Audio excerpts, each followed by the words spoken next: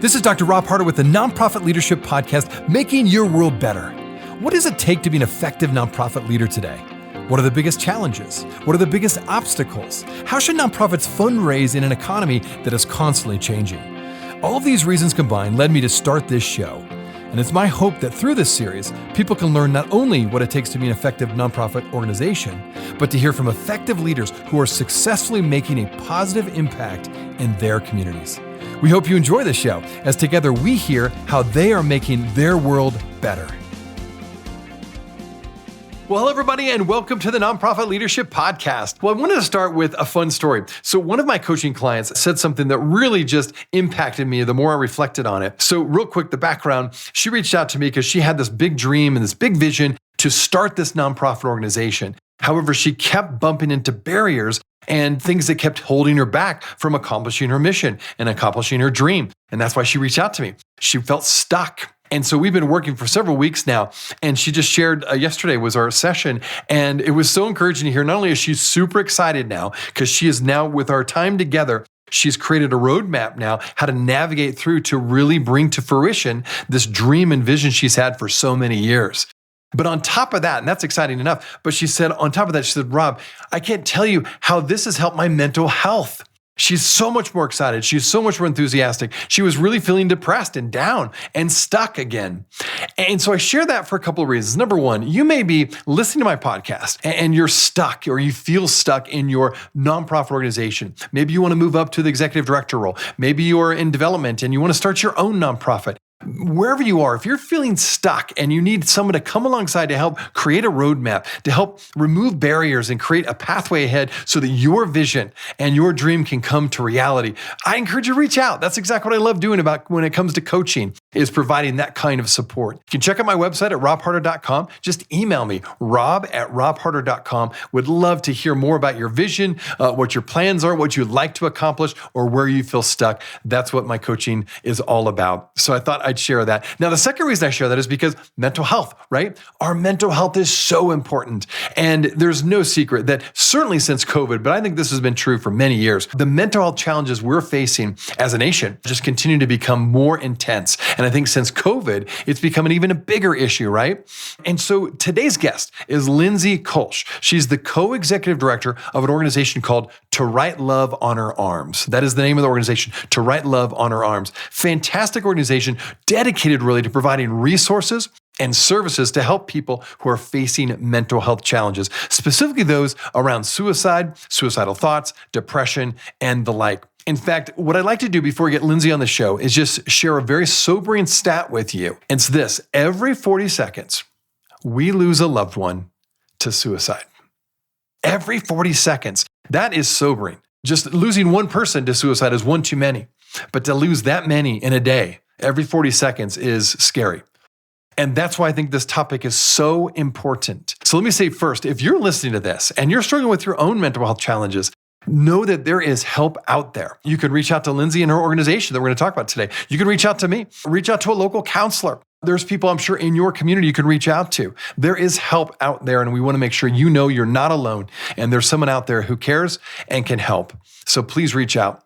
And number two, I encourage you to really share this message about the resources that are out there, the organizations that are dedicated to providing these critical mental health resources, because this is an issue, again, that's not going away. It's only, I would say, going to get, in a sense, worse, because there's such a huge need right now for the mental health challenge that we're facing as a country. I read about it all the time, and I'm sure you do too as well. And so that's why I'm so glad to be able to highlight Lindsay Kolsch and the great work they're doing at their organization. So as always, thanks for tuning in, and particularly today, because this is such a critical topic. All right, now on to the show.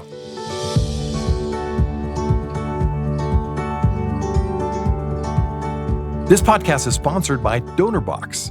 DonorBox, helping you help others with the best donation forms in the business. So we've got a special guest, Lindsay Kolsch. She is from To Write Love on Her Arms, and she's going to talk all about this really important mental health organization that's really bringing awareness about a really critical issue facing all of us here. So Lindsay, thanks for taking time to be on the show today. Oh, I so appreciate it. Thank you, Rob. Absolutely. Yeah, it's really great to talk about this. As we talked a bit before we hit record, this is such a critical issue. I mean, our government's talking about it all the time. I see it in my own nonprofit. We have a counseling center with 18 staff, and they're dealing with it every day. Like, this is a critical issue. So maybe for my listeners, give a little bit of background on your organization. How did it get started? What's its mission? And why are you a part of it? Yeah. So I'm sure people are curious, like, to write Love on Our Arms, that's a really strange name, long name for a nonprofit. We also, you can abbreviate that TWLOHA or To Write Love.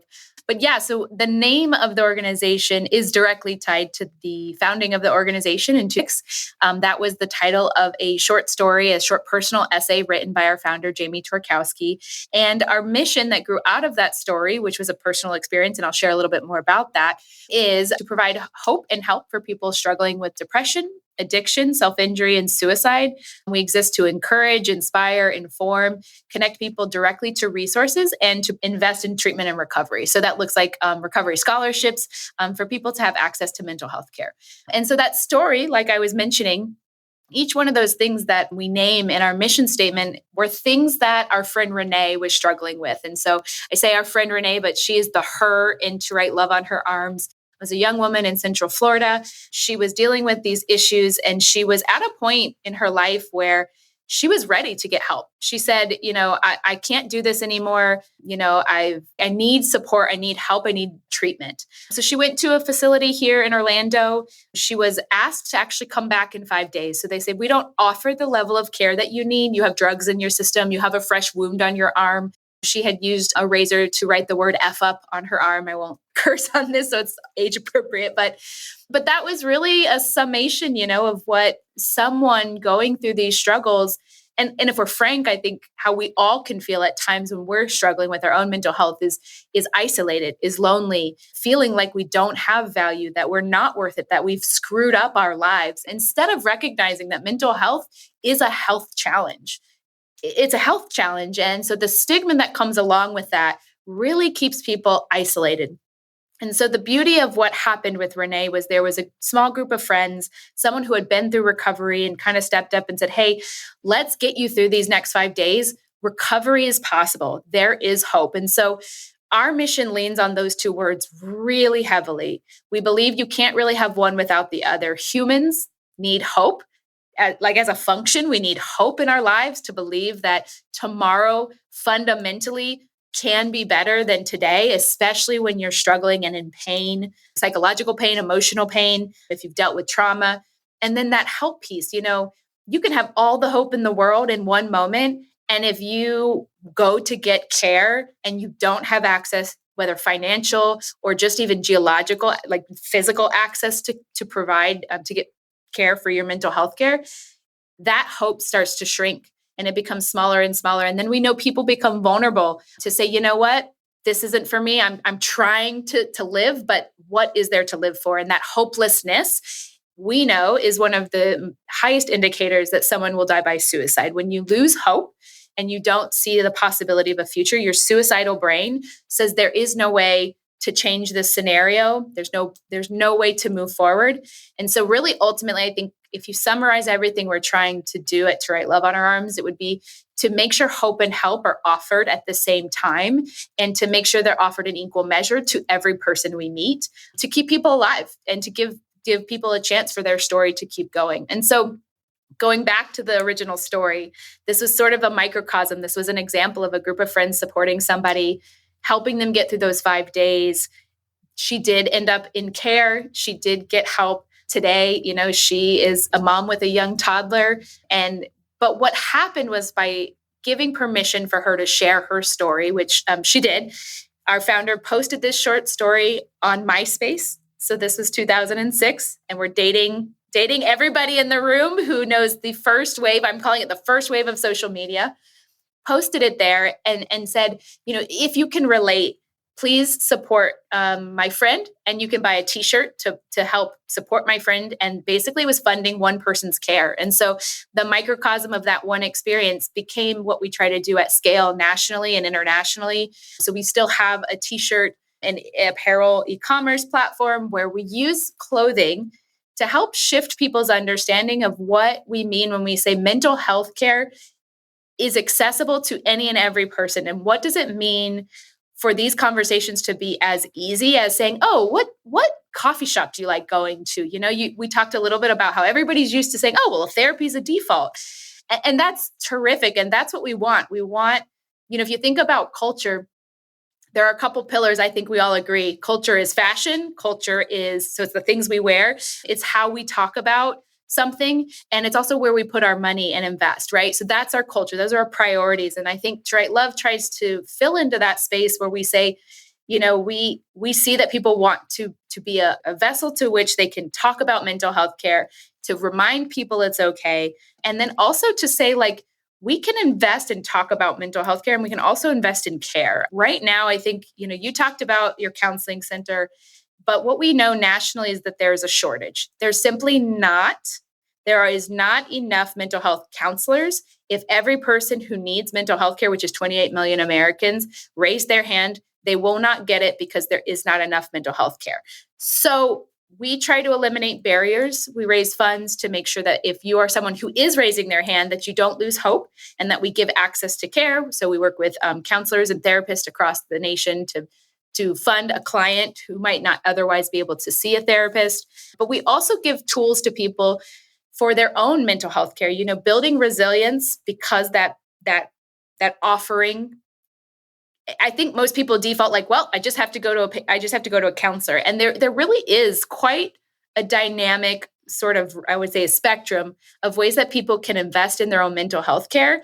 And so we need to be kind of all on board with building those resilience skills, because we know life is hard. There are unprecedented things happening every day. Yesterday there was one, there's a lot going on in the world. And I think the pandemic proved that, if anything, that if we don't have the tools to care for ourselves when the things happen that require more care, then things can really get very dark, and they can change very quickly. So we do things like we have a mental health toolkit where anyone can go download some worksheets, practice, grounding techniques, centering techniques, things that will help them regulate their mood and also support their mental health care. Because we know it's not just go to therapy. We know that it's also community, it's social network that supports your ongoing life. And it's also about how you show up in this world for yourself. So it's a complicated problem, but we've seen it change a lot since 2006. And we really worked along very early on. The Vans Warped Tour is a place that To Write Love sort of was born, where it became more, because what we saw was people saying, this is a story I relate to, but I don't have anybody to talk to. This is something I care about, but we're not really talking about it culture at large. Today, I think we do see a young generation saying, like, therapy talk is like therapy TikTok, right? Like, it's everywhere. But I do think that now we're encountering a different set of problems that people are going to notice, which is, what does it look like to have therapy language, but not ever having access to actual therapy care? Because it's very different to be able to self-diagnose yourself and to label yourself than it is to develop the skill set to take care of yourself. We'll be right back. Are you ready to revolutionize your advocacy efforts and significantly impact policy change? Discover Quorum and level up your advocacy to better educate more lawmakers. Quorum is the only unified public affairs platform that empowers nonprofits to map, track, change, and report on the policy landscape, all in one place. Explore how Quorum Grassroots helps nonprofits create compelling campaigns in minutes. The result? Your nonprofit doesn't just participate in the advocacy, it drives it. Quorum, where influence meets innovation. You can learn more at quorum.us. Are you looking for an easy and effective way to boost your nonprofit's donations? Look no further than DonorBox, the online fundraising platform that streamlines your fundraising efforts, maximizes donations, and simplifies giving for your supporters. With DonorBox, you can create beautiful donation forms, accept digital wallet payments, track donations, and send auto receipts. And the best part? There are no setup or monthly fees and no long-term contracts required. So what are you waiting for? Visit donorbox.org today to get started. That is donorbox.org. Hey friends, and thanks so much for listening to the Nonprofit Leadership Podcast. I want to let you know that I've recently become a professional certified coach. With my nearly 30 years of nonprofit experience, I know firsthand how hard you work as a leader. I also know how important it is to have someone you can call on to get help with the barriers, the leadership challenges that you will face both professionally and personally. And I really want people to thrive, to become all they were meant to become by providing coaching and consulting services. So if coaching is something you've always been interested in, but maybe weren't quite sure what it was all about, I encourage you to reach out. You can go to my website, robharder.com, or just email me at rob@robharder.com. I would happy to provide a free sample coaching session so you can determine if coaching is for you. All right, thanks again for tuning in. Now back to the show.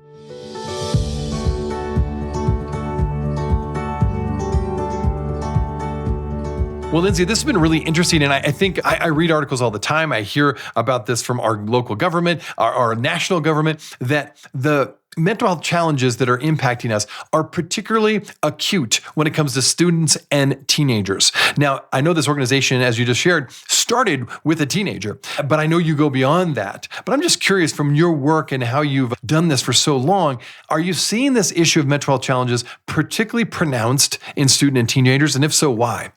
Yes. And particularly during COVID, if you think about a childhood experience, the protective factors when we're going through emotional challenges are friends. It's access to family members, the school. If you're in a home environment and you don't have supportive family members, which, unfortunately does happen, you don't get access to the supportive parent or teacher or friend, right? And so as COVID sort of reshaped that landscape, I think there was a huge fallout. There was a huge increase of teens experiencing panic attacks. I know I mentioned the ER earlier, but the nationwide lack of adolescent mental health care pushes kids into ERs and they're having a panic attack. And there's not a lot of resources out there. And so you might live in what's called a mental health desert. And I don't mean you're in Utah. I mean, you're literally just geographically, you've got no psychologists, you've got no mental health providers in your county. And that's, I think, 570 counties in America exist in that way. And so it's not a unique experience. Telehealth has supported some of that connective access for some people, but young people specifically, they've not lived a life outside of the pandemic. You and I, we were going to work. We knew how to kind of get through hard times. We had perspective. And when you're that young, things can feel very hopeless and very bleak. And not to mention, there's the complexities of just growing up and having adolescence. I grew up in an era of MySpace where it was emo music was the way. If you were connecting with a lot of heavy and emotional feelings, you had a music outlet. Strangely, I think emo is kind of coming back a little bit. So, you don't know, but think about what does it mean for the teenage experience to be isolated, like truly isolated, and then to come out of the pandemic and most kids saying, hey, we've returned to normal, but we're still not okay. And so you saw people in school systems saying, okay, how do we give more support to our students? Social emotional learning. There's not enough mental health care providers. And so the movement to put counselors in schools was even limited depending on budgets, right?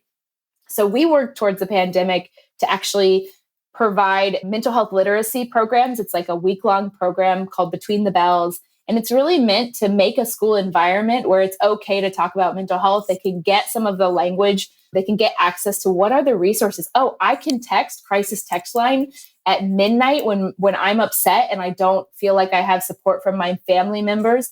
It really gives people who are trained and who know when to escalate something to, whether it's getting actual care. But for a lot of those teens, they really are just looking for emotional support. And sometimes adults, that doesn't always feel like a safe space. And so we can't solve necessarily that dynamic, but we can make sure that teens have access to care, because the internet can be a very dark place. And so, people choose their own journey. But if you're looking for mental health care, but you're hopeless, you might end up in a place where you actually don't see hope. And you see, you know what, this is it for me. And so I think that's really, really the goal, is to make sure that this generation not only has, TikTok therapy language, but they actually get the sense that this is part of a human's experience. And there will be a season where I can move through this. Here are some skills that I actually need to develop for resilience. Here are some skills I need for emotional regulation. Here are some boundaries that I need to set and learn. All of this is to me, very human development. I've got little kids, so I see it at 10 years old, hey, buddy, that's a big feeling. How do we help you get through that? Because you say, I want to die. You don't mean that. But if you didn't have the tools to move through that, that might become the narrative that you tell yourself that I'm just a broken human. And I think, historically, even as you go back and research suicide prevention or suicide in culture many, many, years ago, you'll still see that like there's just a different way that we thought about it, but really hopelessness is the root of all of that. And so we just have to continue to make sure that the perspective of tomorrow is accessible for people. Good stuff. Well, this is a parallel question to what you're doing, but I found it fascinating when I looked into your website. You're a co-executive director for your organization, and I love that. I've had some people on the show that also have done this. I see that it's not a growing, fast-growing trend, but it is a trend nonetheless. I've seen more and more nonprofits choosing to go this route with the idea of trying to prevent burnout for that solo executive director. So maybe you could talk briefly, what led you as an organization to go to a co-executive director, approach, and what has been some of the results so far, and how's it been for you? Yeah. So I think for our organization, we had a really strong founder presence. Our founder was a writer and an author, a public figure, if you will, through the work that he was doing with To Write Love on Our Arms. And as he was finding himself in a stage of burnout, and kind of reaching that, I'm not sure if this is the right stage for me to be at the organization. He transitioned into a contractor and was doing a little bit more consulting and sort of support to the organization. But we found, of course, yes, that there needs to be a director. There needs to be somebody leading the organization. And when we looked kind of at our organization and the board looked at the organization, we just recognized that myself and Jessica Haley, who is my other co-executive director, we both had very different skill sets and had been with the organization for a really long time, but we also knew sort of where we wanted to go. And I think that collaboration really did and does continue to make sure that it doesn't fall in a place where you feel isolated as a leader or lonely. There's always a sounding board. We have a smaller executive team that not only is it between her and I, but our CMO. And so we have, I wouldn't say more of like a democracy, but we have a little bit of hey, is this decision hitting you differently than what I'm seeing? And it's really about a fluid conversation and what's best for the organization. Because at the end of the day, my job and her job is to be a steward of the mission. And so it's not necessarily about,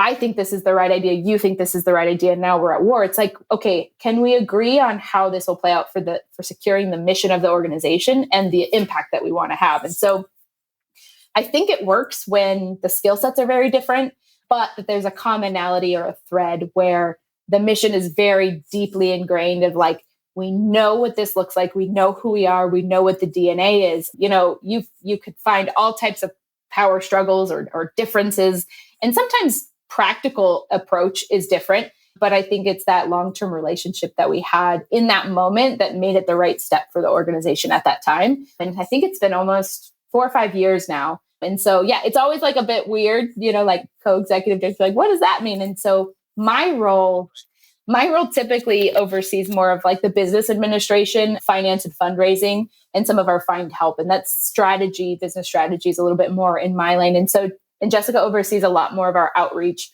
programmatic stuff. And then combined, we're able to work together.